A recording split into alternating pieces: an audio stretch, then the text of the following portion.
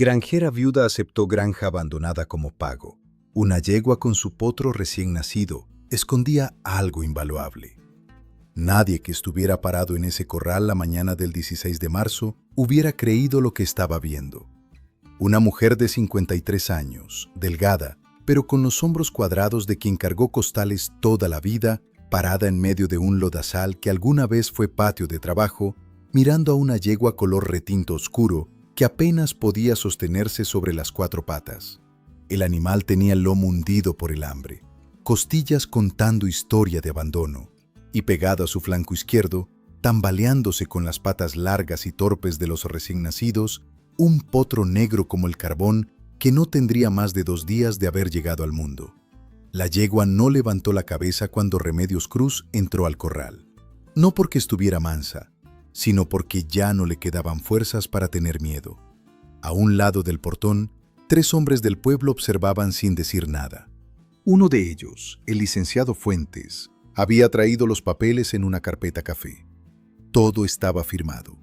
La granja era de Remedios ahora, y con la granja, la yegua, y con la yegua, ese potro que nadie había pedido y que, según el licenciado Fuentes, no valía nada.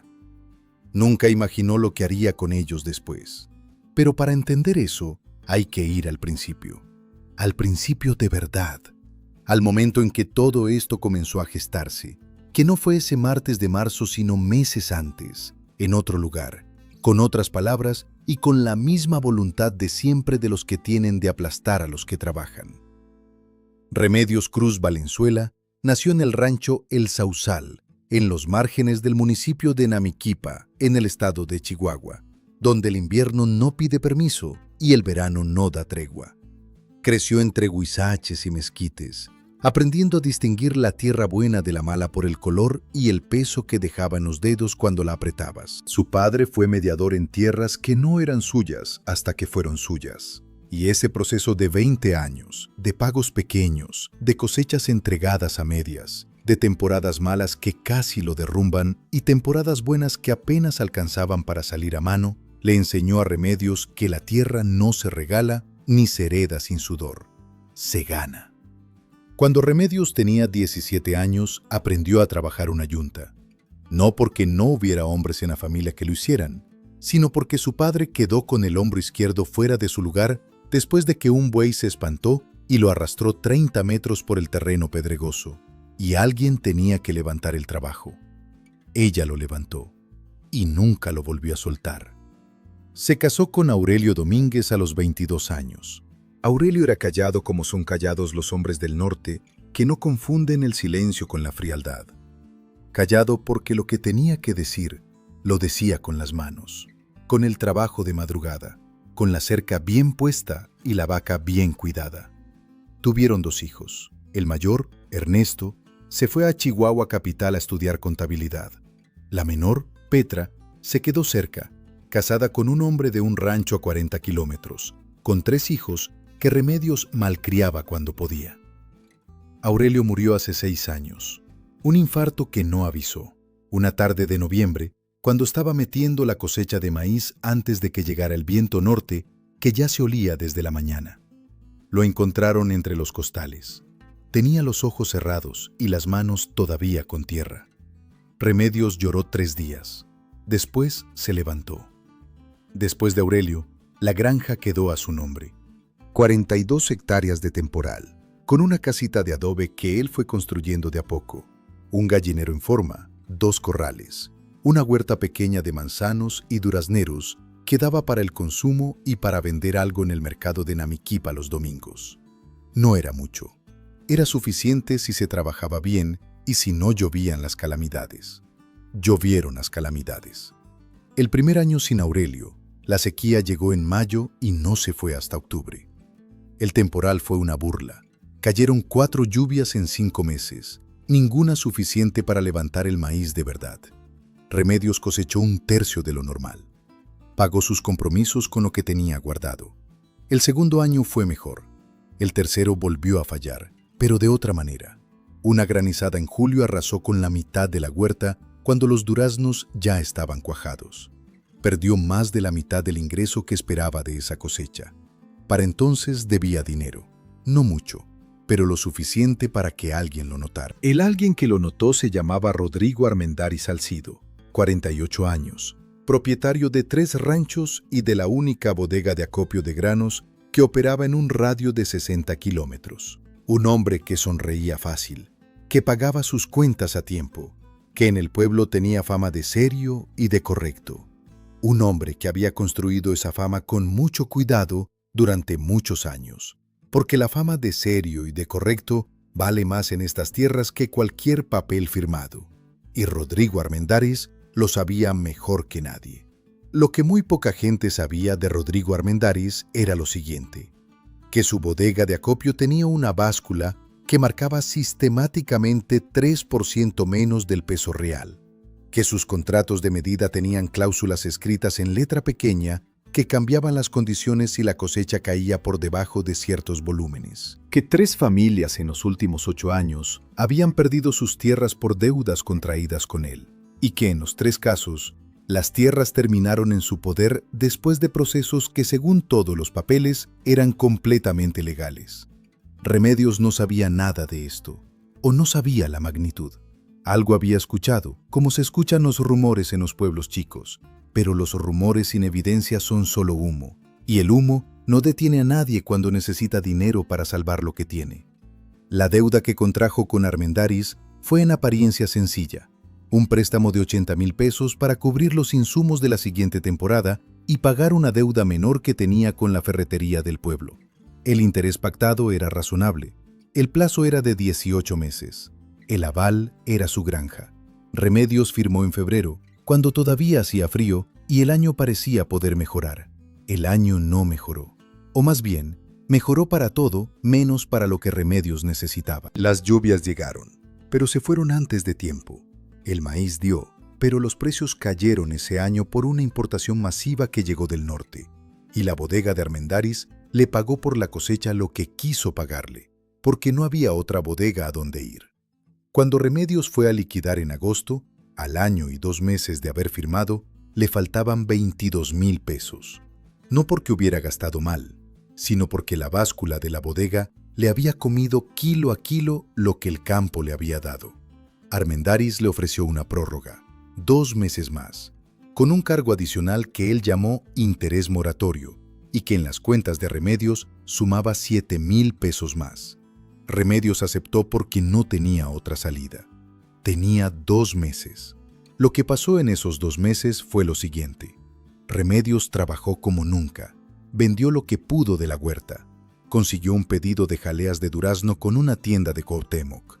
Su hija Petra le prestó 12,000 pesos, que era todo lo que tenía guardado. Ernesto mandó 8,000 desde Chihuahua, apretándose él y su familia. Remedios puso los 20,000. Y aún así, cuando llegó a la bodega el día que venció la prórroga, Armendáriz sacó los papeles y le mostró, con la misma sonrisa tranquila de siempre, que el interés compuesto sobre el monto original, más el interés moratorio, más los días adicionales de la prórroga, hacían una diferencia de 16,000 pesos que no estaban cubiertos. 16,000 pesos. Remedios se quedó en silencio mirando los números. Los revisó 2 veces. Los números eran lo que eran, y los papeles que ella había firmado decían lo que decían. En la bodega había 4 hombres más, empleados de Armendáriz, y el licenciado Fuentes con su carpeta café. Todos la miraban. Rodrigo Armendáriz habló con la misma calma de siempre. Le dijo que lamentaba mucho la situación, que él no era hombre de quitarle a nadie lo que era suyo, que si hubiera otra manera, él la buscaría, pero que los papeles eran los papeles, y que él también tenía compromisos que cumplir. Entonces le ofreció lo que llamó una salida digna. En lugar de ejecutar la garantía completa, que era la granja de 42 hectáreas, la granja de Remedios, la que Aurelio había construido ladrillo a ladrillo, él aceptaría como liquidación final una propiedad menor que tenía embargada por otra deuda, una granja abandonada de 12 hectáreas a 8 kilómetros del pueblo. 12 hectáreas de pura piedra y maleza, con una casa caída a medias y 2 corrales que se estaban cayendo. Eso a cambio de los 16,000 pesos y de cancelar el contrato. Uno de los empleados dijo en voz baja, creyendo que no se escuchaba: que la granja esa no valía ni lo que costaba llegar. Armendáriz lo miró y el empleado se calló. Luego Armendáriz miró a Remedios y esperó. Remedios Cruz Valenzuela tenía en ese momento una sola cosa clara, que si no firmaba, perdía la granja que Aurelio había construido, la que tenía los manzanos que ella misma había injertado, la que tenía la casita de adobe con la ventana del cuarto que daba al oriente y por donde entraba el primer sol de cada mañana. Esa. Extendió la mano y tomó la pluma. Nadie en esa bodega pensó que aquello era el principio de algo. Todos pensaron que era el final. La granja abandonada se llamaba, según los viejos del lugar, El Nogalito. No por los nogales, que ya no quedaba ninguno, sino porque, según la memoria del pueblo, ahí hubo alguna vez una hilera de ellos a lo largo de una acequia que también se había secado. Lo que quedaba era tierra colorada y pedregosa, cubierta de gobernadora y de ocotillo, con algunas pencas de nopal dispersas entre las piedras y una víbora de cascabel que, según el vecino más cercano, tenía su madriguera bajo los restos de lo que había sido el cimiento de un granero. La casa seguía en pie, pero apenas. El adobe se había ido deshaciendo por las lluvias sin techo que la protegiera, y las vigas del techo habían cedido en el cuarto de atrás. El cuarto de adelante todavía servía. Tenía paredes firmes porque alguien, en algún momento, las había construido con una proporción correcta de tierra y paja y había dejado curar bien antes de levantar el segundo metro. Remedios lo notó enseguida. La parte que quedaba en pie era la que se había hecho bien. Los corrales eran de tabla y alambre de púas, y las tablas estaban podridas en los clavos, pero todavía sostenían. Los postes de mezquite habían aguantado mejor que todo lo demás, como aguanta el mezquite, que es un árbol que no se rinde ni podrido. Fue en el corral mayor donde encontró a la yegua. El licenciado Fuentes le explicó que el anterior propietario del Nogalito, un tal Germán Hurtado que le debía a Armendáriz desde hacía 3 años, se había ido sin avisar una noche de enero, dejando todo como estaba. El ganado poco que tenía lo había llevado. La yegua no pudo llevarla porque la yegua estaba preñada y estaba mal. Según el licenciado Fuentes, Armendáriz había mandado una persona darle de comer de vez en cuando. Según lo que Remedios vio, esa persona no había ido en semanas. La yegua se llamaba Paloma. O ese era el nombre que tenía quemado en el anca izquierda con un fierro que no era el de Armendáriz ni el de Hurtado.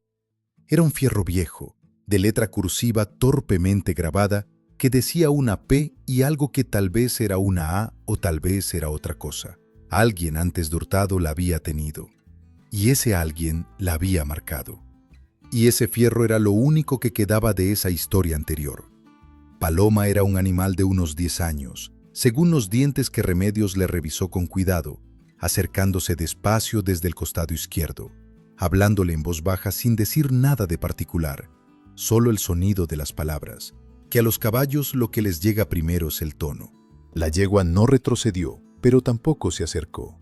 Se quedó quieta con las orejas en una posición media, ni atentas ni aplastadas, la posición de los animales que ya aprendieron que no sirve ni esperar ni temer. El potro era otra cosa. Recién nacido, con ese pelo corto y brillante que tienen los potros las primeras semanas, negro completo sin una mancha, con las patas largas y desproporcionadas que lo hacían verse como un animal que todavía estaba aprendiendo para qué servían sus extremidades. Se pegaba al flanco de la madre cada vez que Remedios se movía, mirándola con los ojos muy abiertos, las orejas apuntando hacia adelante con la curiosidad sin miedo que solo tienen los que todavía no saben que el mundo puede hacer daño. Remedios los miró un rato largo. Luego el licenciado Fuentes le preguntó si había algo más que necesitara. Remedios le dijo que no, que ya podía irse. El licenciado Fuentes y los 3 hombres del pueblo se fueron, y Remedios se quedó sola en el Nogalito, con 12 hectáreas de pura piedra, una casa medio caída y una yegua flaca con su potro recién nacido que nadie quería. La primera semana fue de trabajo puro sin pensar demasiado. Pensar demasiado era un lujo que no cabía cuando había tanto por hacer. Remedios durmió en el cuarto de adelante que todavía tenía techo, en un catre que trajo de la granja vieja junto con lo básico, cobijas, una estufa de gas, ollas, ropa de trabajo. Ernesto quiso venir a ayudar, pero ella le dijo que no, que se quedara en Chihuahua, que el trabajo que necesitaba hacer era trabajo de uno y de despacio. Lo primero fue el agua. Sin agua no había nada. El pozo de El Nogalito tenía agua, pero la bomba llevaba años sin funcionar. Remedios la desmontó, la llevó al pueblo, encontró en la ferretería de don Leobardo Quiñones las piezas que necesitaba, pagó con los últimos billetes que traía en el monedero, volvió, la instaló. Tardó 2 días. Cuando el agua subió por la manguera y cayó en el bebedero del corral, Remedios cerró los ojos un momento, solo un momento. Paloma se acercó al bebedero despacio, bebió largo. El potro intentó imitarla y metió el hocico demasiado hondo, y resopló el agua por la nariz y se sacudió la cabeza. Y Remedios soltó una carcajada corta que sorprendió hasta ella misma. Lo segundo fue la comida. Fue a la bodega de granos del pueblo, no a la de Armendáriz, sino a la única otra que quedaba, que era más pequeña y más cara, pero que tenía la báscula honesta, y compró rastrojo y algo de grano para la yegua. Paloma comió con esa manera que tienen los animales hambriados de no poder creer del todo que la comida está ahí y que no se va a acabar. Rápido al principio, luego más despacio, luego parando para levantar la cabeza y mirar alrededor, luego volviendo. El potro mamaba sin parar. Lo tercero fue revisar la tierra. Remedios caminó las 12 hectáreas en 3 días. Las caminó despacio, mirando, agachándose a agarrar la tierra, oliéndola, dejándola caer entre los dedos. La mayor parte era lo que parecía: tierra colorada, cascajosa, con poca materia orgánica, el tipo de tierra que da muy poco si se trabaja como tierra de temporal. Pero había una franja de unas 3 hectáreas en el fondo de la propiedad, donde la tierra bajaba hacia una hondonada que colectaba el escurrimiento de la cañada pequeña que bajaba de la sierra. Esa tierra era diferente, más oscura, más suelta, con ese olor a tierra viva que Remedios conocía bien. Esa tierra había tenido agua.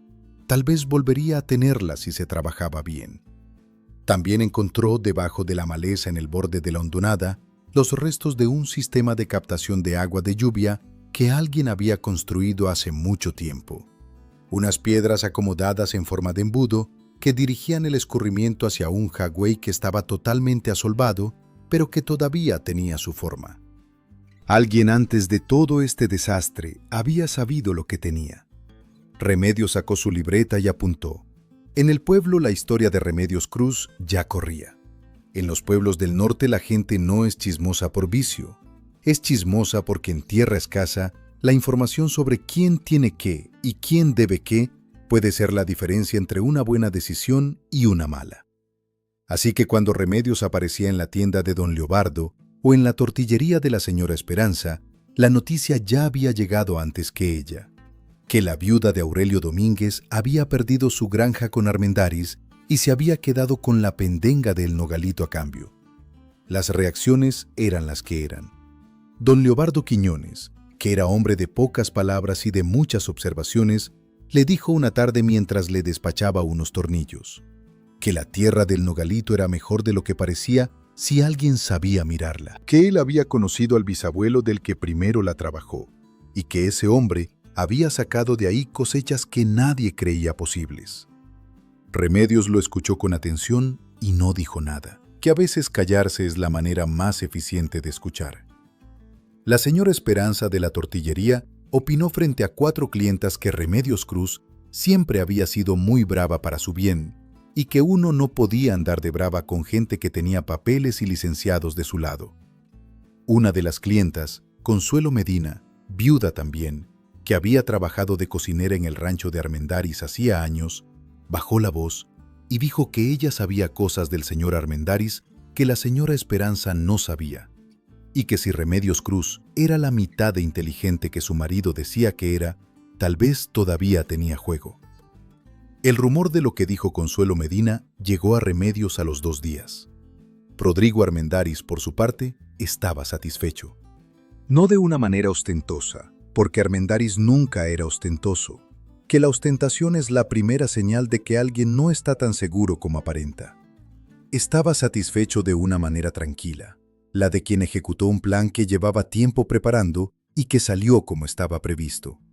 Las 12 hectáreas de El Nogalito no le interesaban. Lo que le interesaba era la granja de Remedios. Las 42 hectáreas con acceso al canal de riego que colindaba con otra propiedad que él quería unificar. Con la granja de Remedios, ese proyecto cuadraría perfectamente.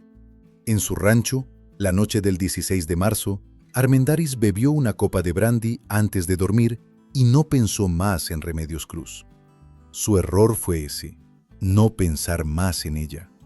La mañana siguiente, Remedios Cruz estaba de pie antes de que saliera el sol, como había estado de pie antes del sol toda su vida. El frío de marzo en el altiplano chihuahuense no es el frío de la sierra, que es húmedo y se te mete a los huesos, sino un frío seco que parte los labios y congela el agua en los bebederos si la noche estuvo muy helada. Remedios ya traía los labios partidos desde enero. Eso no cambiaba. Se puso su chamarra de luna café, sus botas de trabajo, su paliacate al cuello y fue al corral. Paloma estaba en la esquina que daba al norte, donde el muro de adobe roto hacía una especie de resguardo del viento. El potro dormía pegado a ella, con las patas dobladas bajo el cuerpo. Cuando Remedios entró al corral, Paloma levantó la cabeza rápido, las orejas apuntando hacia adelante. No retrocedió, pero tampoco se relajó. Sus ojos siguieron a Remedios en ese arco amplio que tiene la visión del caballo, que ve casi todo lo que lo rodea, pero tiene ese punto ciego directo al frente que lo obliga a girar un poco la cabeza para ver de cerca lo que tiene enfrente. Remedios no fue directo a ella, fue al bebedero, lo revisó, tiró el agua que se había formado con una capa delgada de hielo en los bordes, dejó que la bomba llenara de nuevo. Luego fue al comedero y puso el rastrojo. Hizo todo eso sin mirar directamente a Paloma, porque la mirada directa de frente en los caballos es una señal de amenaza, algo que los depredadores hacen antes de atacar. Y Paloma había visto suficientes amenazas. Cuando terminó, se fue a sentar en una piedra grande que había en el borde del corral, del lado de afuera, y sacó su libreta y se puso a revisar sus cuentas como si el caballo no estuviera ahí. No había nada de interesante en sus cuentas, lo sabía, pero sentarse ahí sin intentar nada, sin acercarse, sin pedir nada, era el único lenguaje que Paloma iba a entender en ese momento. Al cabo de un rato largo, Paloma fue al comedero, comió. El potro se despertó y empezó a buscar la ubre de la madre, y Remedios siguió sentada en su piedra con su libreta, haciendo como que revisaba números. Así pasó la segunda semana. Y la tercera. Remedios estableció una rutina de acercamiento que no tenía prisa porque no podía tenerla. Mañanas al corral antes del sol. Revisar el agua, poner la comida, sentarse en la piedra. A veces hablaba en voz baja, no diciéndole cosas al caballo exactamente, sino pensando en voz alta. Los trabajos del día, lo que había visto en la hondonada, lo que tendría que comprar en el pueblo, lo que le preocupaba de la tierra colorada que seguía siendo piedra y gobernadora. Paloma la escuchaba, o por lo menos ponía las orejas hacia el sonido de su voz, que en el caballo es una forma de escuchar. El potro, en cambio, no tenía los filtros que la vida le había puesto a su madre todavía. A los 4 días de que Remedios empezó a sentarse en la piedra, el potro se acercó al muro y la miró desde el otro lado con los ojos muy abiertos. A los 7 días, se acercó a olfatearle la mano que ella extendió sin moverse. A los 10 días, le permitió que le pasara la mano por el cuello. Paloma observaba todo esto desde lejos, sin acercarse, pero sin alejarse. Sus orejas seguían los movimientos de Remedios con una atención que no era miedo todavía, pero tampoco era confianza. Era la atención de quien está calculando. Remedios la dejó calcular. Fue en la 4ª semana cuando pasó algo que cambió todo. Una mañana llegó al corral y encontró a Paloma con la pata delantera derecha levantada, cargando el peso en las otras 3 con la cabeza baja. El potro, que Remedios ya había empezado a llamar Carbón en su cabeza, aunque todavía no en voz alta, estaba inquieto, moviéndose cerca de su madre sin encontrar la quietud normal de la mañana. Remedios entró al corral despacio. Se acercó por el lado izquierdo de Paloma, hablando en voz baja. La yegua levantó la cabeza y las orejas apuntaron hacia atrás un momento, la señal de alerta, pero no retrocedió. Remedios se detuvo a 1 metro de distancia. Esperó. Las orejas de Paloma volvieron a una posición media. Remedios fue acercándose de a poco. Cuando estuvo al lado de la yegua, se agachó despacio y miró la pata derecha. Había una piedra metida en el casco, entre el casco y el froc, el tejido suave del centro. No era una herida grave todavía, pero si se dejaba, se infectaba. Remedios lo sabía bien. Necesitaba agarrarle la pata, y Paloma no había dejado que nadie le agarrara nada. Se enderezó. Fue por el bozal que tenía colgado en el poste. Lo puso en el suelo, al alcance pero sin presión. Fue a la casa, calentó agua, mezcló sal, volvió con el balde y un cepillo suave. Empezó por limpiarle el lodo de los cascos de las patas de atrás, los que no dolían, hablándole todo el tiempo en ese tono de voz bajo y parejo que no sube ni baja. Paloma se tensó al principio, luego fue soltando. Resopló una vez, largo, y bajó la cabeza un poco. Cuando Remedios llegó a la pata delantera derecha, la yegua la levantó ella sola. Remedios sacó la piedra con cuidado, limpió, revisó que no hubiera infección comenzando. Puso algo de ungüento que traía en el bolsillo de la chamarra. Bajó la pata con cuidado. Paloma la apoyó en el suelo, probó el peso, lo soportó. Ninguna de las dos dijo nada, porque ninguna de las dos hablaba con palabras.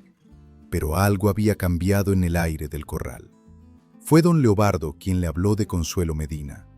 Una tarde que Remedios fue a comprar alambre para reparar la cerca del corral chico, don Leobardo le dijo sin preámbulos, mientras enrollaba el carrete, que Consuelo Medina quería hablar con ella, que Consuelo sabía cosas, y que las cosas que sabía eran del tipo que importaban. Remedios preguntó qué tipo de cosas. Don Leobardo dijo que eso era pregunta para Consuelo. Remedios fue a ver a Consuelo Medina esa misma tarde. Consuelo vivía sola en una casita en la orilla del pueblo, con una huerta de chile y epazote y una perra de nombre Fortuna que ladraba a todo pero no mordía a nadie.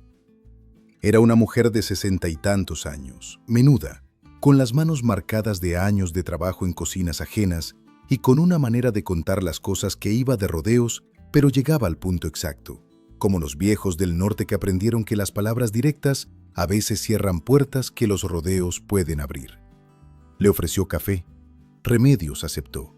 Se sentaron en la cocina pequeña que olía a chile pasado y a leña, y Consuelo empezó a contar. Lo que Consuelo sabía era lo siguiente, que ella había trabajado de cocinera en el rancho de Armendáriz durante 4 años, hasta que la despidió sin razón clara el año anterior, que durante esos 4 años había visto cosas, que entre las cosas que había visto estaba un cuaderno que el señor Armendáriz dejó olvidado una tarde en la cocina, un cuaderno de cuentas que no era el cuaderno oficial de la bodega sino otro, uno personal, donde apuntaba sus operaciones reales, que Consuelo no era mujer de meterse en lo que no le importaba, pero que ese cuaderno lo había visto abierto en una página donde estaba el nombre de Germán Hurtado, el dueño anterior del Nogalito, y donde los números decían cosas que no coincidían con lo que Hurtado le debía según los papeles oficiales.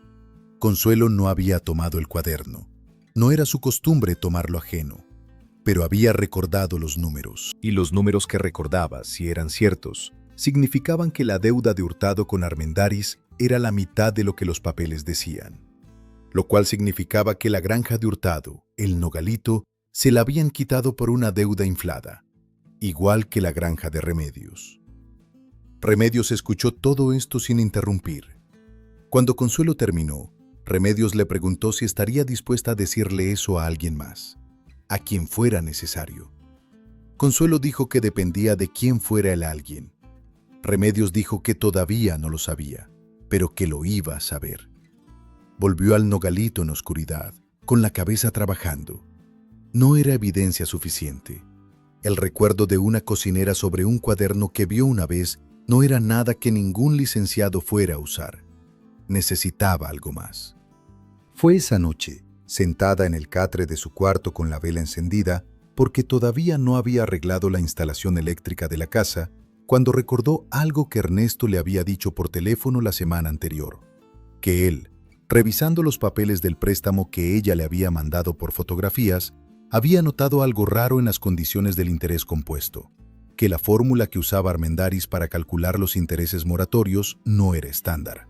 Cargaba el interés sobre el capital más los intereses acumulados de una manera que en ciertos contratos podía ser ilegal, que él no era abogado, pero que si alguien con los conocimientos correctos revisaba esos contratos, tal vez había algo ahí. Remedios llamó a Ernesto. Le dijo lo de Consuelo. Le dijo lo que ella misma había notado en sus propios contratos. Le preguntó si conocía a alguien que supiera de estas cosas. Ernesto dijo que sí, que en la universidad había tenido un compañero que ahora trabajaba en la Procuraduría Agraria, que no prometía nada, pero que preguntaba. Mientras tanto, la vida en el Nogalito seguía su curso diario que no esperaba a nadie. Remedios había comenzado a limpiar la hondonada con la tierra buena. Era trabajo de pico y pala, de arrancar la gobernadora de raíz, que si la dejabas a medias, volvía más fuerte. La gobernadora tiene raíces que van profundo y se extienden horizontal, y cuando la agarras por el tallo y jalas, solo te traes la parte de arriba. Hay que ir al fondo. Remedios lo sabía y trabajaba en consecuencia. Pico primero para aflojar, pala para sacar, mano para revisar que el sistema de raíz estuviera completo. Lento, pero bien hecho. El Jagüey asolvado era el proyecto más grande.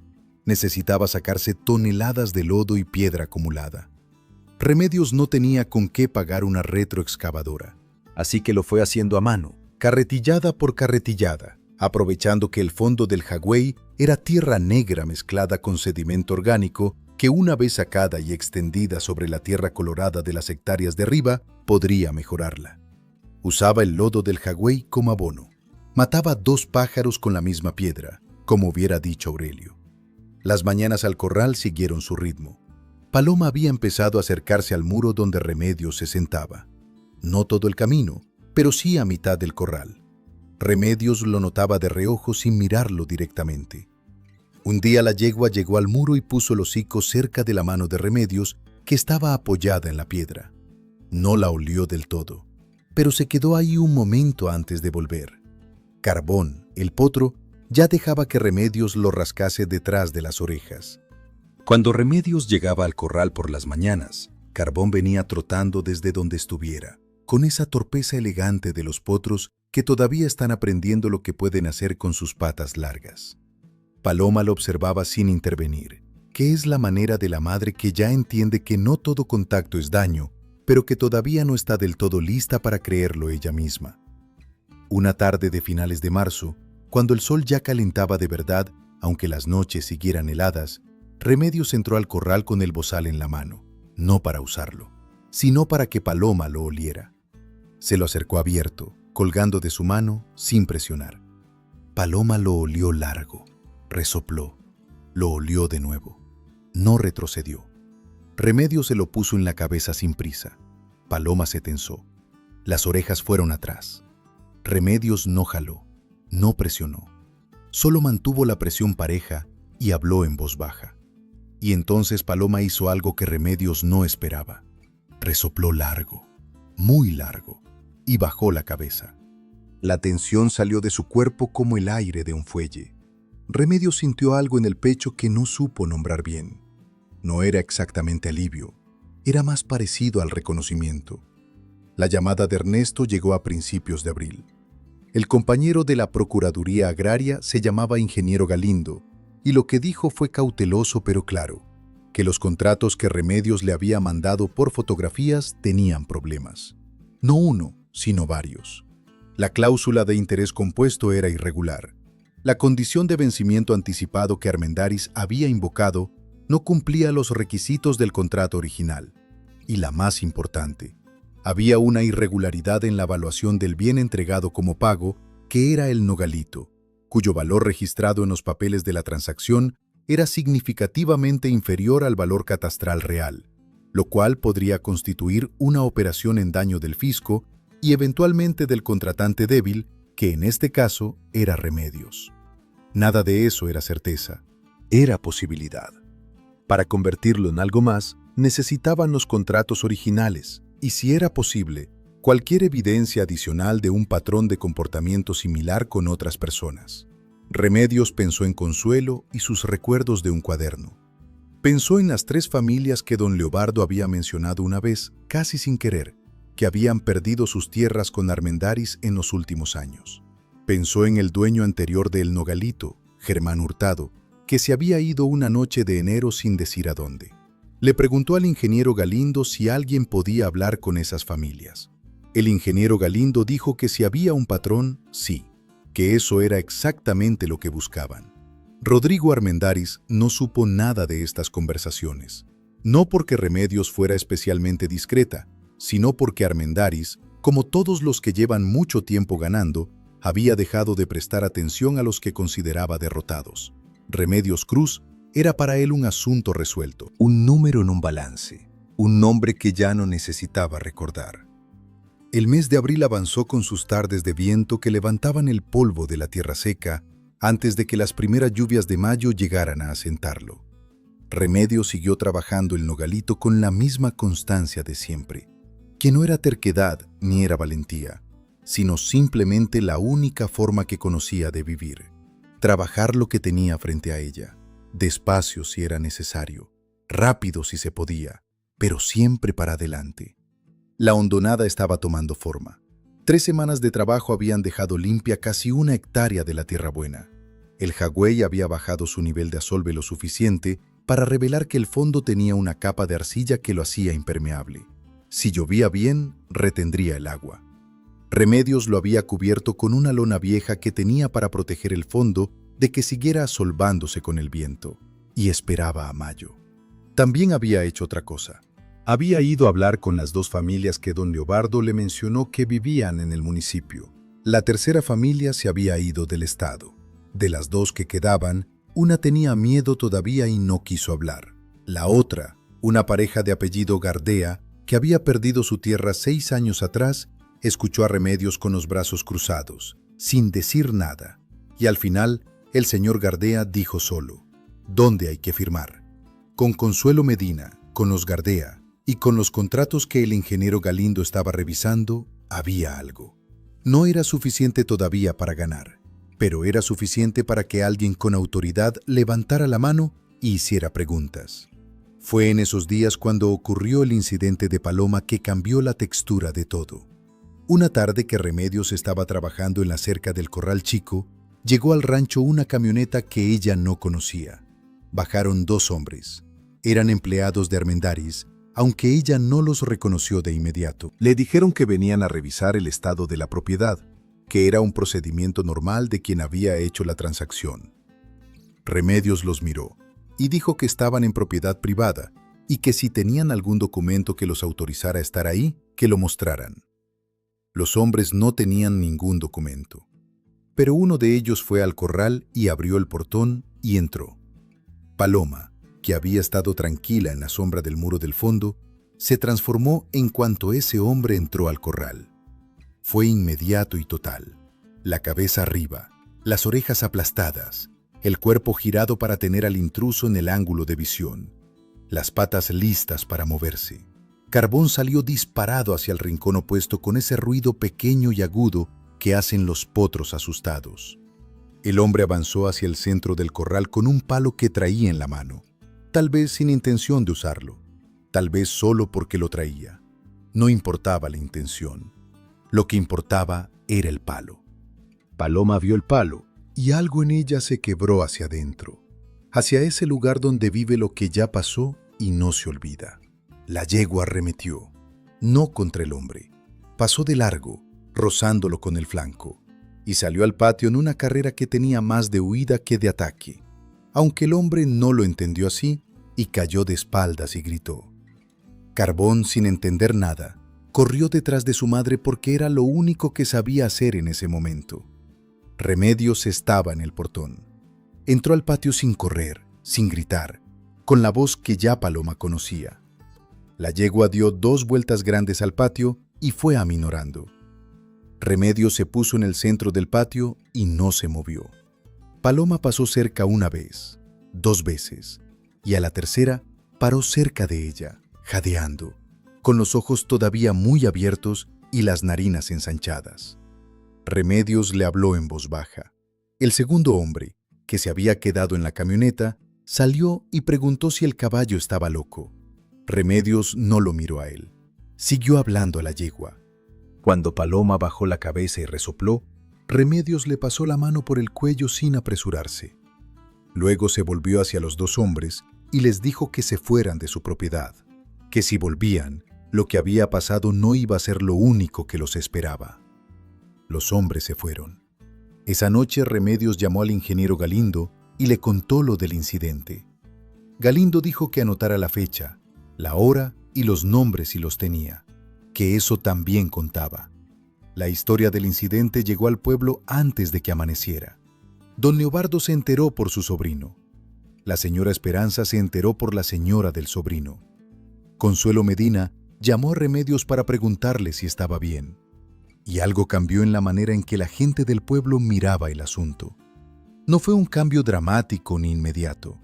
No fue que de pronto todo el pueblo estuviera del lado de Remedios. Fue más sutil que eso. La gente empezó a hablar con la misma discreción de siempre, pero en una dirección diferente. Los que antes decían que Remedios Cruz era muy brava para su bien, empezaron a decir que tal vez Armendáriz se había pasado de la raya esta vez.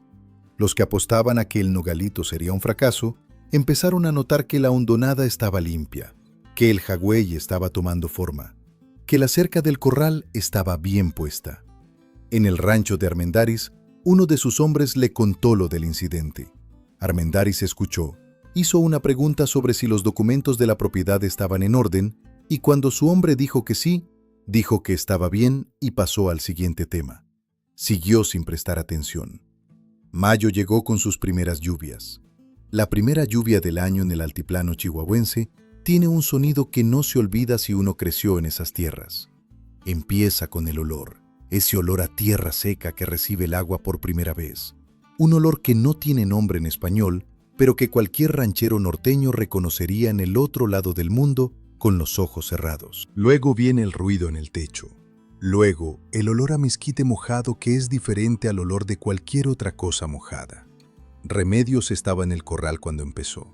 Miró el cielo. Luego miró la hondonada, hacia el fondo de la propiedad. Fue ahí. Caminó bajo la lluvia sin apresurarse, porque ¿para qué? Llegó al jagüey a tiempo de ver cómo el primer escurrimiento de la cañada empezaba a llegar, pasando por las piedras en embudo que el antecesor había puesto y caía al fondo del jagüey limpio. 3 horas después, el jagüey tenía agua. No mucha, pero tenía. Remedios se sentó en el borde y la miró un rato. La lluvia seguía. El ocotillo en el cerro de atrás, que había estado seco todo el invierno como siempre está el ocotillo seco en el invierno, ya tenía sus hojas pequeñas brotando en los tallos con esa velocidad increíble que tiene para responder al agua, como si estuviera esperando exactamente esto. Detrás de ella escuchó pasos. Era Paloma, que había salido del corral porque alguien había dejado el portón sin trabar. Venía caminando sola por la hondonada, con carbón pegado a ella. La yegua llegó al borde del jagüey y se quedó mirando el agua. Luego bajó la cabeza y bebió. Remedios la dejó beber. El mes de mayo fue el mes en que todo empezó a moverse al mismo tiempo. El ingeniero Galindo presentó un escrito formal ante la Procuraduría Agraria señalando las irregularidades en los contratos de Remedios Cruz y solicitando una revisión de otras transacciones similares realizadas por Rodrigo Armendáriz Salcido en el municipio de Namiquipa durante los últimos 10 años. El escrito incluía el testimonio firmado de los señores Gardea. No incluía el testimonio de Consuelo Medina todavía, porque Consuelo quería esperar a ver cómo reaccionaba Armendáriz antes de aparecer con su nombre. Armendáriz reaccionó de la manera que reacciona quien está acostumbrado a que las instituciones no le hagan daño, con la calma de quien sabe que tiene abogados y que los procesos son lentos. Llamó al licenciado Fuentes. El licenciado Fuentes revisó los papeles y le dijo que estaba tranquilo, que todo estaba en orden. Lo que ni Armendáriz ni el licenciado Fuentes sabían era lo siguiente: que el ingeniero Galindo tenía un contacto en el registro público de la propiedad que estaba revisando los documentos de transferencia de los últimos 10 años, y que en esa revisión había encontrado algo que nadie había buscado antes, que la misma persona que había tasado la granja de Remedios Cruz para la transacción del Nogalito era la misma persona que había tasado las propiedades de los Gardea 6 años atrás y la de otra familia 3 años antes de eso, siempre con valuaciones que coincidían con lo que Armendáriz necesitaba para que los números cuadraran a su favor. Eso sí era un patrón. Y un patrón documentado era otra cosa. Pero antes de que eso tuviera consecuencias, Armendáriz se enteró de que algo estaba pasando. No por el ingeniero Galindo, sino por alguien en el pueblo que oyó algo y habló con alguien que habló con alguien que llegó a los oídos de uno de los hombres de Armendáriz. Así viajan las cosas en los pueblos chicos, sin poder controlarlo. Armendáriz tomó una decisión que fue su error más grande. Decidió resolver el asunto antes de que se volviera un problema. Y para resolver el asunto, mandó al licenciado Fuentes a El Nogalito con 2 hombres y con una oferta: comprarle a Remedios sus 2 hectáreas del Nogalito por un precio que, según el licenciado Fuentes, era generoso. Si Remedios aceptaba, todo quedaba en paz. Si no aceptaba, el señor Armendáriz tenía razones para creer que la escritura de la transacción original tenía un defecto que podría ser revisado, y que en esa revisión podría quedar en evidencia que Remedios no era la propietaria legítima de El Nogalito. Era una amenaza vestida de oferta. Remedios escuchó al licenciado Fuentes sentada en el mismo lugar donde siempre se sentaba a revisar sus cuentas, con la libreta sobre la rodilla. El licenciado Fuentes habló durante 10 minutos. Cuando terminó, Remedios le preguntó si el señor Armendáriz sabía que lo que estaba describiendo era una forma de extorsión. El licenciado Fuentes dijo que el señor Armendáriz simplemente estaba ofreciendo una solución amistosa. Remedios dijo: le diga al señor Armendáriz que no. El licenciado Fuentes se fue. Esa noche Remedios llamó al ingeniero Galindo y le contó la visita. Le dijo que tenía como testigo de la conversación a don Leobardo Quiñones, que había estado arreglando una cerca a 100 metros de distancia y que lo había escuchado todo. El ingeniero Galindo dijo que eso cambiaba el panorama considerablemente. Consuelo Medina, cuando se enteró de la visita, dijo que ya estaba lista para poner su nombre. Los días siguientes fueron los más tensos. Remedios lo notó en el cuerpo, esa tensión que se instala entre los hombros y que no se va ni durmiendo. Por las mañanas trabajaba, porque el trabajo es el único remedio que ella conocía para esa clase de tensión. Limpiaba la hondonada, que para entonces tenía casi 2 hectáreas libres. Revisaba el jagüey, que con las lluvias de mayo había acumulado suficiente agua para durar en la tierra húmeda de la hondonada hasta bien entrado el verano. Construía la cerca nueva del potrero con los postes de mezquite que había cortado de la orilla de la propiedad, porque el mezquite en las cercas dura décadas y se pone bien. En el corral, Paloma y Carbón tenían su rutina ya establecida con Remedios. La yegua dejaba que la cepillara, que le revisara los cascos, que la moviera de un lado a otro con la cuerda en el bozal. No era todavía la confianza completa, esa que tarda años y que se gana ladrillo a ladrillo, igual que se gana una casa, pero era suficiente para trabajar. Era el inicio de algo real. Carbón, que ya tenía casi 2 meses y empezaba a mostrar el carácter que iba a tener, era un potro listo. Observaba todo con esa atención sostenida que tienen los animales inteligentes, aprendiendo de lo que veía más que de lo que le pasaba directamente. Cuando Remedios trabajaba con su madre, Carbón se quedaba cerca, mirando.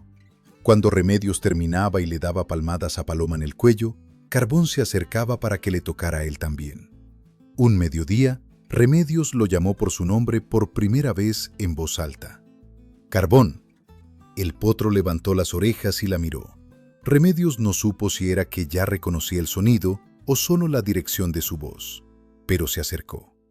El 17 de mayo fue el día en que la Procuraduría Agraria envió una notificación formal a Rodrigo Armendáriz Salcido, informándole que se había iniciado una investigación por presuntas irregularidades en varios contratos de compraventa y transferencia de deuda realizados en el municipio de Namiquipa. La notificación fue recibida en la bodega de acopio a las 10 de la mañana. A las 11 de la mañana, el licenciado Fuentes recibió una llamada de Armendáriz que duró 20 minutos. A las 12 del día, el licenciado Fuentes estaba en las oficinas del municipio revisando papeles. La noticia llegó al pueblo antes de la tarde. Don Leobardo supo a las 2, Consuelo Medina supo a las 3. Para la hora de cenar, en la tienda de la señora Esperanza se hablaba de otra cosa que no era Remedios Cruz, pero todo lo que se hablaba tenía que ver con Remedios Cruz. Lo que nadie supo ese día, porque Remedios no le dijo a nadie, fue que esa misma tarde, cuando terminó el trabajo en la hondonada y fue al corral para la rutina de siempre, Paloma la esperaba en el muro. No en la esquina del fondo, en el muro. Y cuando Remedios entró, la yegua caminó hacia ella los primeros pasos. No todos los pasos. Remedios también caminó hacia ella. Se encontraron en el centro del corral. Paloma puso el hocico en el hombro de Remedios. Solo un momento. Luego lo quitó. Remedios se quedó donde estaba. No hizo nada. Porque a veces lo que hay que hacer es no hacer nada. La investigación tomó su tiempo, que es lo que toman las investigaciones cuando la ley funciona de la manera en que se supone que debe funcionar, que es despacio y con evidencia. No fue espectacular ni rápida. Fue una acumulación de documentos, de testimonios, de revisiones de registro. El ingeniero Galindo y los suyos trabajaron con la constancia de quien sabe que en este tipo de trabajo la prisa produce errores y los errores se pagan. Junio llegó con el calor que parte los labios y la segunda ronda de lluvias que en el altiplano son más formales que las de mayo. El Jagüey de Remedios recibió 2 tormentas buenas y para finales de junio tenía agua suficiente para regar la 1,5 hectáreas que ella había sembrado en la hondonada. Una mezcla de frijol y calabaza en la tierra más oscura y en la tierra más clara una prueba de sorgo que si daba bien podría ser la base de la siguiente temporada. Armendáriz, mientras tanto, estaba quieto. No quieto de quien acepta lo que pasa, sino quieto de quien espera el momento. Sus abogados habían presentado escritos. Sus contactos habían hecho llamadas. El proceso no iba a ser tan limpio como el ingeniero Galindo esperaba. Lo que Armendáriz no sabía era lo que Consuelo Medina había recordado en una segunda conversación larga con el ingeniero Galindo, cuando ya estaba con su nombre puesto y con menos miedo. Que el cuaderno que ella vio en la cocina lo había visto en más de una ocasión. Y que la última vez que lo vio no había sido en la cocina, sino en el escritorio del despacho de Armendáriz, 1/4 de tarde cuando entró a dejarle el café y él no estaba todavía. Y que el cuaderno tenía en la pasta interior algo escrito con marcador azul, una fecha y las iniciales RF. RF. El valuador que había tasado las propiedades de Remedios, de los Gardea y de la tercera familia. Eso no era suficiente por sí solo, pero en combinación con todo lo demás, era la pieza que cerraba el patrón. Los abogados de Armendáriz lo supieron antes de que llegara el papel oficial. Alguien con acceso filtró la información. Armendáriz recibió la noticia un martes de julio por la tarde. Esa noche, en el rancho de Armendáriz, hubo una conversación larga con el licenciado Fuentes que nadie escuchó desde afuera, pero cuyos resultados se verían después. No fue una conversación de hombre que acepta su derrota. Fue una conversación de hombre que busca la salida que todavía cree que existe. La salida que Armendáriz buscó fue la siguiente. Intentó, a través de intermediarios, que los Gardea retiraran su testimonio. Nadie sabe exactamente qué les ofreció o qué les dijo. Lo que se sabe es que el señor Gardea llamó al ingeniero Galindo al día siguiente para contarle lo que había pasado, y que eso, a su vez, se convirtió en parte del expediente. Remedios Cruz se enteró de todo esto de a poco, a través de las llamadas del ingeniero Galindo, que le daba avances cuidadosos, sin prometerle nada que no estuviera seguro de cumplir. Mientras tanto, Julio avanzó en el nogalito con el calor de pleno verano, que en el altiplano no es el calor húmedo del trópico, sino un calor seco y constante que lo llena todo, que el sol pega sin misericordia desde las 10 de la mañana y que obliga a trabajar de madrugada y de tarde si uno quiere hacer algo sin deshidratarse. Remedios trabajaba de madrugada y de tarde. Al mediodía descansaba en la sombra del cuarto de adelante, que ella había ido mejorando poco a poco. Había rellenado las grietas del adobe con una mezcla de barro, paja y arena que había preparado siguiendo lo que recordaba de ver trabajar a su padre en esas cosas. Y había comprado en el pueblo unas láminas de cartón alquitranado para tapar la parte del techo del cuarto de atrás que seguía sin cobertura. No era una reparación permanente, pero era suficiente para que no lloviera adentro. La huerta de la hondonada estaba respondiendo. El frijol había dado la vuelta completa al ciclo de crecimiento y estaba en flor.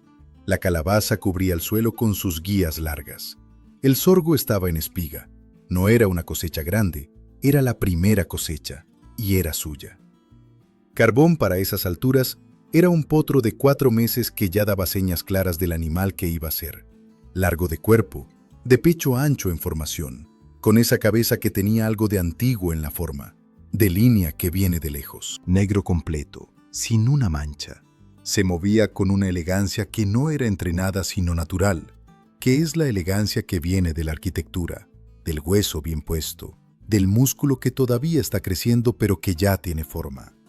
Don Leobardo fue a verlo un domingo que pasó a traerle a Remedios unos tornillos que le había quedado debiendo. Se quedó en el borde del corral mirando al potro moverse. Dijo solo: «Ese animal vale». Remedios dijo: «Lo sé». Don Leobardo se quedó callado un momento más, viendo al potro. Luego preguntó de dónde venía la yegua. «De antes de Hurtado», dijo Remedios. «Alguien la tuvo antes y le puso un fierro. No sé quién». Don Leobardo dijo: «Una P». Remedios lo miró. Don Leobardo dijo que hacía unos 30 años había en estos rumbos una ganadería de caballos cuarto de milla que era de los mejores de la región, que se llamaba Ganadería Palomares, que quebraron en los años de la sequía grande y vendieron todo, pero que sus caballos siguieron moviéndose de mano en mano por el norte, que una P en un fierro de letra cursiva podría ser Palomares. Remedios no dijo nada. Volvió a ver a Paloma, que estaba en la sombra del muro con las orejas a media posición, descansando. Palomares, una línea que venía de lejos. Fue esa semana cuando Remedios llamó a Ernesto y le pidió que averiguara lo que pudiera sobre la ganadería Palomares. Ernesto tardó 4 días.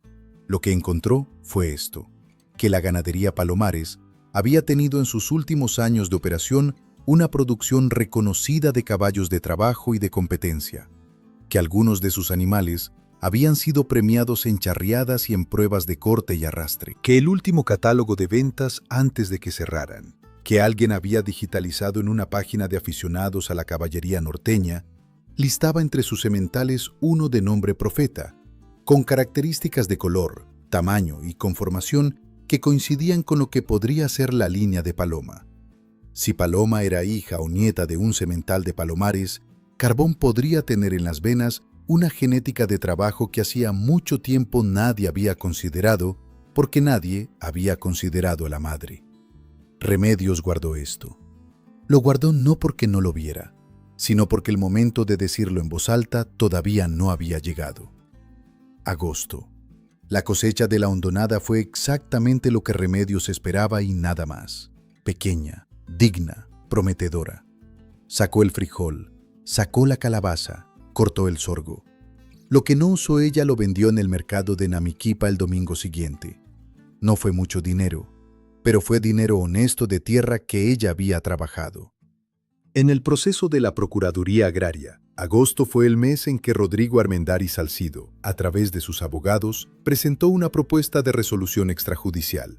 No era un reconocimiento de culpa, era la oferta de quien prefiere pagar a que le sigan mirando adentro. La propuesta incluía la devolución de las propiedades a los afectados o una compensación económica acordada, según eligiera cada parte. Los Gardea eligieron compensación. Tenían nueva vida en otro lugar y la tierra ya no era la tierra.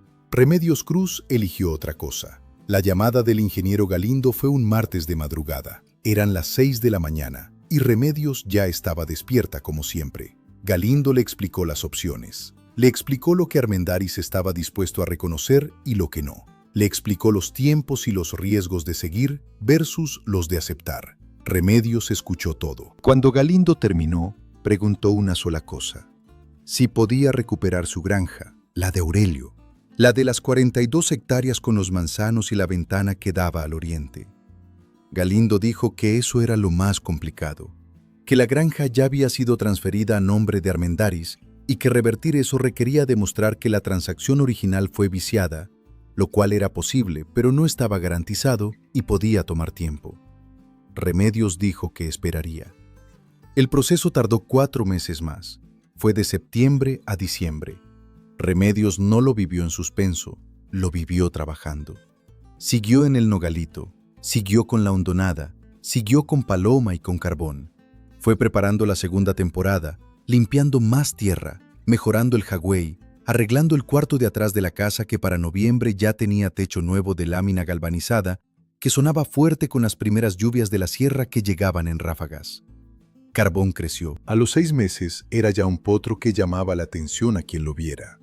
Remedios había empezado a trabajarlo desde el piso, como se trabaja un caballo joven antes de montarlo. Acostumbrarlo a la presencia de la persona, a que le pusieran cosas encima, a que le movieran las patas, a ruidos y a objetos nuevos. Carbón aprendía rápido, con esa avidez de los animales inteligentes que quieren saber qué sigue. Una tarde de octubre llegó al rancho un hombre que Remedios no conocía. Llegó solo, en una camioneta limpia pero no ostentosa, y se presentó como don Porfirio Salazar, criador de caballos de San Buenaventura. Había escuchado hablar de un potro negro en el nogalito y quería verlo. Remedios lo llevó al corral.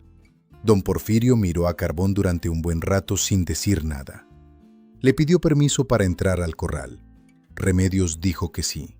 Vio cómo don Porfirio se acercaba al potro de la manera correcta, desde el costado, con paciencia. Carbón lo olfateó y lo dejó pasar las manos por el lomo. Don Porfirio salió del corral y miró a Remedios. Preguntó de dónde venía la madre. Remedios le explicó lo que sabía. La marca, la P, lo que don Leobardo le había dicho sobre Palomares. Don Porfirio dijo que él había conocido la ganadería Palomares, que había comprado uno de sus potros hacía 20 y tantos años, que si la yegua era de esa línea, el potro tenía una genética que en el mercado actual valía considerablemente, que si ella tenía interés en vender, él podría hacer una oferta. Remedios dijo que el potro no estaba en venta. Don Porfirio la miró un momento. Luego asintió con esa inclinación breve de cabeza que usa el norte para decir «entiendo» sin decirlo. Antes de irse, preguntó si estaría interesada en una evaluación genética del animal, que él conocía a quien lo hacía y que podría ser útil para ella si tenía planes de cría. Remedios dijo que lo pensaría. La resolución llegó el 12 de diciembre. El ingeniero Galindo llamó a las 9 de la mañana. La Procuraduría Agraria, en colaboración con el Registro Público y el Ministerio Público del Estado, había determinado que la transacción mediante la cual Remedios Cruz Valenzuela transfirió la propiedad de su granja original a Rodrigo Armendáriz Salcido presentaba vicios de origen derivados de cláusulas contractuales irregulares y de una evaluación dolosa del bien entregado como contraprestación. Se ordenaba la reversión de la transacción y la devolución de la granja a Remedios Cruz Valenzuela, con las compensaciones económicas correspondientes por el período de privación. Armendáriz había presentado recursos. Los recursos habían sido desestimados. Remedios escuchó al ingeniero Galindo hasta el final. Luego le dio las gracias con las 2 palabras exactas que usó, que eran solo 2, pero las dijo de una manera que Galindo recordaría después. Colgó el teléfono. Fue al corral. Paloma estaba en el muro, que era donde siempre estaba a esa hora. Carbón estaba a su lado, ya casi tan alto como ella, aunque todavía con la proporción de los que están creciendo. Cuando Remedios abrió el portón y entró, Paloma levantó la cabeza y la miró. Las orejas apuntaron hacia adelante. Atención, curiosidad. Luego la yegua hizo algo que no había hecho en todos estos meses de acercamiento gradual. Caminó derecho hacia Remedios, sin titubear, y puso el hocico en su frente. Remedios se quedó quieta. Carbón vino detrás de su madre, metió el hocico entre las dos y resopló. El frío de diciembre en el altiplano es el frío seco que parte los labios. El sol entraba sesgado desde el oriente, el mismo sol de siempre, y hacía que el pelaje negro de Carbón brillara de una manera que no era normal, o que era tan normal que uno se preguntaba cómo había podido no verlo antes. Remedios le pasó la mano por el cuello a Paloma, luego al potro. No dijo nada. No había nada que decir que no estuviera ya dicho. En enero, Remedios Cruz volvió a su granja. la de los 42 hectáreas, la de los manzanos que ella había injertado, la de la ventana del cuarto que daba al oriente. Se llevó a Paloma y a Carbón con ella. El nogalito quedó en su nombre también, con las 12 hectáreas y la hondonada limpia y el jagüey que ya tenía su historia de agua. Remedios tenía planes para esa tierra que no compartió con nadie todavía, porque los planes antes de tiempo son como la cosecha antes de tiempo. No sirven. Rodrigo Armendáriz Salcido enfrentó en los meses siguientes otros procesos que se desprendieron de la investigación inicial. No voy a decir que perdió todo de un golpe ni que quedó en la calle, porque eso sería simplificar lo que fue más complicado y más lento. Lo que pasó fue que su nombre dejó de ser sinónimo de seguridad en el municipio de Namiquipa, que la bodega de acopio tuvo que ser auditada, que algunas puertas que antes se abrían solas empezaron a cerrarse con más ruido, y que el hombre que durante 20 años había construido su poder sobre la fama de serio y de correcto, descubrió que esa fama, una vez rota, no se reconstruye con papeles. El licenciado Fuentes siguió siendo licenciado. Los hombres que trabajaban para Armendáriz siguieron siendo hombres. El mundo no se terminó ni se reinventó. Solo cambió una proporción exacta en que podía cambiar, que es la proporción de siempre. Despacio, con evidencia, con el trabajo paciente de quien no se rinde, aunque no tenga prisa. Don Leobardo fue a ver a Remedios una tarde de febrero que ella estaba podando los manzanos. Los manzanos en invierno se podan antes de que broten, cuando todavía están dormidos, cortando las ramas cruzadas y las que crecieron hacia adentro. Es un trabajo que parece que va en contra del árbol, pero que el árbol agradece en primavera. Don Leobardo se quedó parado un momento mirándola trabajar. Luego preguntó cómo estaba el potro. Remedios dijo que creciendo. Don Leobardo dijo, ¿y la yegua? Remedios bajó la podadera y miró hacia el corral, que se veía desde donde estaban. Paloma estaba en la sombra del cobertizo nuevo que Remedios había construido en diciembre. Carbón estaba en el potrero comiendo. Remedios dijo, «Bien, ya sabe que puede quedarse». Don Leobardo asintió. Vio los manzanos un momento. Luego dijo, «Siempre supo que podía quedarse. Solo estaba esperando a ver si usted también lo sabía». Remedios lo miró. Don Leobardo sonrió con esa sonrisa pequeña que usan los hombres del norte cuando dicen algo que podría sonar a mucho y prefieren que suene a poco. Se despidió y se fue. Remedios volvió a los manzanos. Afuera, en el corral, Carbón levantó la cabeza del pasto y miró hacia donde estaba Remedios, con las orejas apuntando hacia adelante. Ella no se movió, no hizo nada. Solo siguió con su trabajo. El potro bajó la cabeza y siguió comiendo. El halcón cola roja que anidaba en el mezquite viejo al norte de la granja pasó 2 veces sobre el potrero, muy alto, sin prisa, con esa manera de planear que tienen los halcones cuando el aire los sostiene y ellos simplemente dejan que lo sostenga. Luego desapareció del otro lado de la sierra. La mañana siguió siendo mañana y la tierra siguió siendo tierra. Y lo que Remedios Cruz había encontrado en 12 hectáreas de pura piedra y maleza, en una yegua que no podía más y en un potro que no sabía todavía lo que era, nadie se lo podía quitar, porque no estaba en ningún papel. Estaba en el trabajo, estaba en la paciencia, estaba en el olor a tierra mojada después de la primera lluvia de mayo y en el sonido del agua cayendo en el jagüey limpio, y en el momento en que un animal que fue maltratado decide, sin que nadie se lo explique, que puede volver a confiar. Eso no tiene precio. Y precisamente porque no tiene precio, nadie puede ponérselo. Y precisamente porque nadie puede ponérselo, nadie puede quitárselo. Suscríbete a Potrocuentista y activa la campana para que estas historias lleguen a ti cuando más las necesites. Si conoces a alguien que vivió el campo y merece escuchar historias contadas con respeto, compártele este video. El norte de México tiene historias que merecen ser contadas. Nosotros las contamos.